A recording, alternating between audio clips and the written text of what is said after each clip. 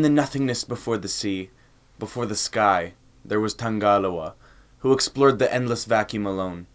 Eventually, he would come to create an expanse of water that was the sea, and the heavens above, where he would reside. Some days Tangaloa would descend upon the sea and enjoy his creation, but at one instant the god became fatigued from traversing above the water, and so, from the sea an island surfaced so that he may rest. This land that he rested upon is the Samoan island Manu'a, and this would be the center of where all living things and land would originate. Humans migrated onto the islands from Fiji, and would come to build large pyramids as the Lapita culture. These people would primarily settle along the coast in fortified villages. Some of these pyramids are the largest ancient structures of Polynesia, but, unfortunately, their usage for its people is unknown and consistently debated. The Lapita culture in their limited space were able to begin small-scale agriculture with yams, coconuts, and various other native flora. Slowly, chiefdoms would arise on the islands, trading amongst one another. This created a network of chiefdoms working together, not limited only to the Samoan Islands, but across a large part of Polynesia.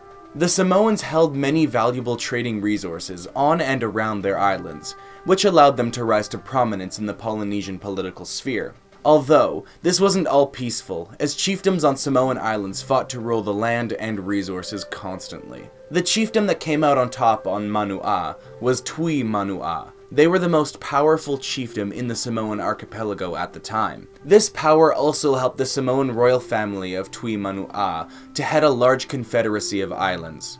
Sadly, it is not known the extent of this confederacy, but many islands such as Tonga and Tuvalu were prominent members. This confederacy was created due to the distance between the islands, making a full-scale invasion and a direct rule difficult. And to ensure a peace, many royal marriages between chiefdoms were seen. However, this didn't stop many from fighting at times, as described by many legends passed on orally. Sadly, due to this being the way history was passed down generations, many parts of early Samoan history have been lost to time. However, this empire declined as individual chiefdoms wanted more control over their resources. One of the first individual names to pop up in Samoan history is Queen Nefanua, who rose to prominence on the Samoan island of Savai'i after her uncle was captured and tortured by the only other chiefdom of Savai'i. She rallied troops to war, and in the end, she was able to defeat her enemy, and in the process, unite the island under one banner. Now, Nefanua would go on to establish a system of rule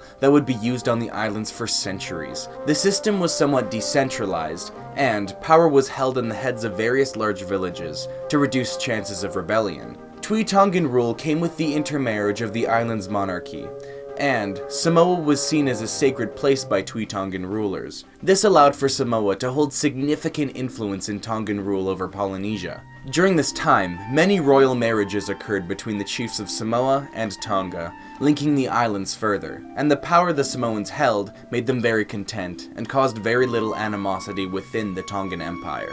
This is until a new Tongan king, Tui Tonga Talakaifaiki, came to power, as he resented his Samoan subjects. He began treating Samoans as second-class citizens, and suppressed the people and culture as much as possible. This came as a great shock to Samoans, who enjoyed their position of high influence, and it is no surprise that the islands broke out into full-scale rebellion against the Tongans. The people formed an army, and pushed the king and his army from the islands by force. But they were unable to follow the royal army to sea due to the superior navy of the Tongans. That barely mattered now, as Samoa was independent and fully in control of their own politics and land. Now was the first time we saw a united Samoa, which began a new title for rulers, Malietoa, meaning Great Warrior, with the nation being born from blood. One of the best parts of this independence is that Samoans continued to hold some influence in Tonga, as their rulers still revered Samoa as sacred. Many Tongan rulers resided in Samoa and married Samoan women, shifting the royal bloodline to be more Samoan than even Tongan. Soon, Europeans began appearing off the coast, with the first encounter being with the crew of Jacob Roggenveen. The Samoans were not happy with the men coming ashore, but would readily trade from their canoes. These sorts of interactions were limited. But, eventually, after a French explorer mapped and named the islands the Navigator Islands, it became more common to see the people. This led to another French explorer, Jean-François de Gallo, coming to the islands. Jean landed on Samoa, but was soon attacked by the Samoan natives, forcing him to flee, marking the first Samoan battle with Europeans. American and English missionaries became more and more frequent to the region, normalizing white voyagers and creating trade relationships. Many powers began to influence the Samoans, primarily Germany and the United States. English influence came primarily from their missionaries and some business that ran on the islands. The Americans made alliances with local chiefdoms in the east, while Germany formed alliances to the west. These alliances greatly divided the islanders, who held economic interest in either power. Germany was a new nation with little global influence, and hoped to make these islands its colony, despite the complicated island politics. A civil war was brewing as Laupepa, the king, had two rivals, Tamasisi and Mata'afa, who were looking to take the throne. Tamasisi was backed by the Germans, who sparked the civil war. Allegedly, some Samoans had stolen German property off of one of their plantations. So, in efforts to gain a justification for war, the Germans gave King Laupepa unreachable demands in the time given. Laupepa offered annexation to both the English and Americans out of fear of Germans stripping his power. But, due to the complicated chiefdom politics and rivalries, none wanted to adopt this chaos within their spheres. At the same time, none wanted the others to have the land, creating great tension between the powers. So now, the Germans, seeing no help coming to the Samoans, intervened by placing Tamasisi on the throne and occupying the islands. And, in the process of finding a fleeing king, killing many, and looting civilian homes, Laupepa eventually gave himself in to avoid further harm coming to his people, where he was promptly exiled. Laupepa was very popular amongst his citizens, so his exile and the mistreatment by the Germans began a rebellion amongst the people in support of Mata'afa. This rebellion was mainly to rid Samoa of German rule, and the best candidate to replace Tamasisi was Mata'afa. If Laupepa wasn't exiled in Germany, the people would have fought to reinstate him as king. The Germans bombarded rebels from their naval vessels, which prompted the involvement of England and the United States, who sent several warships in defense of the rebels. Now, the coast of Samoa was full of ships in vicious standoffs, as Tamasisi was slowly beaten by the rebels on land. The only thing that stopped an all-out war between the powers was a cyclone that destroyed or damaged nearly all the ships around the islands, and this devastation was seen as too costly for the land fought over. In the end, Samoa was declared independent, and Laupepa returned from exile and was reinstated as king. As king, he rebuilt his nation from the destruction wrought from the years of war. And, as Laupepa passed away, another succession war began between one of the previous throne claimants, Mata'afa, and a new contender, Tanumafili. This was another chance for the global powers to stick their fingers into foreign politics. The Germans sided with Mata'afa, who was in exile from the previous war, but returned for the throne, and Tanumafili, the rightful heir, was supported by the United States and England. Troops and ships were sent by both sides. The foreigners bombed Samoan villages from the coast. This forced Samoans and rebels into a peace treaty. To have little tension between the rebels and loyalists, during the treaty, the kingship would be relatively dissolved. Although England aided in the war, they were more concerned with other global events. So, the final decision was to split Samoa in two. The eastern islands were annexed by America, and the western portion was annexed by Germany. The Germans forged their colonial government as a mix of native Samoan practices and Western values to appease the people while remaining in control.